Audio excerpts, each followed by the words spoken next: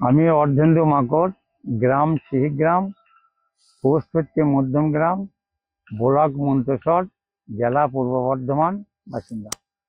আমি গোমরে nano DAP দিয়ে চাষ করেছিলাম। একদিক আমার বাঁ দিক, আমি যেখানে দাঁড়িয়ে রয়েছি আমার বাঁ।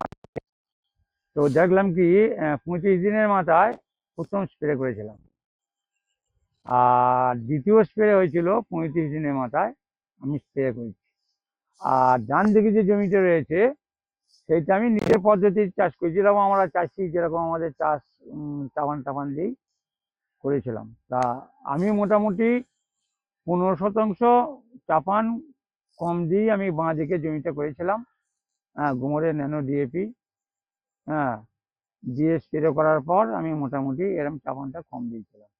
তাতে করে দেখা গেল কি ন্যানো ডিএপির প্রচুর সুফল রয়েছে। মানে ন্যানো ডিএপি দিয়ে কম দিয়ে যে এত ভালো ধান হয়েছে, এবং আমি যে আমার নিজের পদ্ধতি চাষ করেছি একদম পুরো সেম সেম হয়ে গেছে। হুম তাতে ন্যানো ডিএপি দেখা যাচ্ছে আমাদের ব্যবহার করতে হবে, ন্যানো ডিএপির সুফল রয়েছে। হ্যাঁ, এই মোটামুটি গোমরের যে স্প্রে করে আমরা খুব ভালো সুফল পেয়েছি।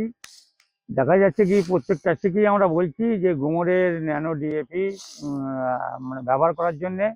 সবাই বলছে যে গোমরের ডিএপি আমরা ন্যানো ডিএপি ব্যবহার করব, তাতে করে তোমার ধান খুব ভালো হয়েছে। হ্যাঁ, আমরা আশা করছি যে চাষিদেরও উন্নতি হোক। গ্রোমোর ন্যানো ডিএপি, বেশি নয়, সঠিক পুষ্টি।